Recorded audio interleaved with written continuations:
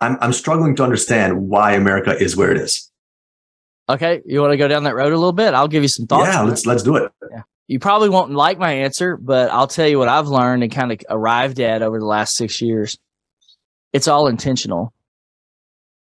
The entire system is designed for that purpose. You know, it's hard for somebody like you and I who are wealth-minded because we look at the system and know how to use the system for our benefit, right? I recently watched a Dave Chappelle, and one of the things he said was like one of the reasons President Trump became president is because he told it like it was.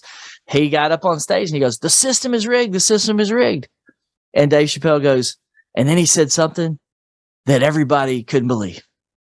And he goes, "How do you know it's rigged?" He goes, "Because I use it. I know the system." He knows how it works. So you've learned a little bit of the system. I've learned a little bit of the system. I'm not a billionaire, so I don't use the system and play with the system at that level. But here's the key, and this is why it's so clear. Once you start to see it, you go, oh my God, like it's true.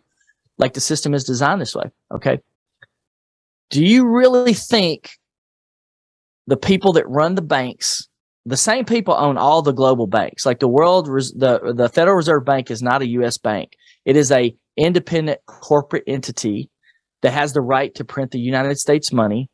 And then they sell that money or use that money to the government. So they issue it to the government, and then the government pushes it out to the people, right? So that's a corporation. So our government is in debt to a corporation.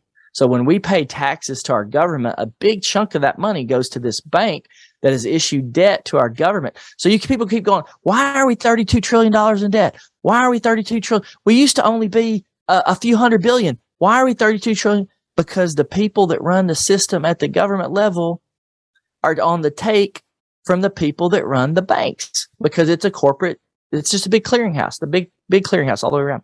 So do you think those people, they know how to create wealth, right? So wouldn't it make sense if they wanted to make America a better place, that they would actually incorporate financial education into the school system? Because you and I can figure that out. We're like, man, we should be doing the school system at financial education from K through 12. Don't you think those guys have known that for 100 years? And the answer absolutely is yes. So why haven't they done it? And here's the answer. Okay. Wealthy people have free minds. It goes back to Maslow's hierarchy. As long as you have people trying to get by, trying to pay their bills, trying to put food on the table, they're in a state of where they can only exist, like housing. They can't ever come up for air to have true freedom and creativity and ownership. And it just goes back to Maslow's basic hierarchy. Go research it if you don't know that much. Absolutely. Yep. Yeah. So they have to the system has to keep people in that lower state of Maslow's hierarchy to exercise control over the system or the corporation.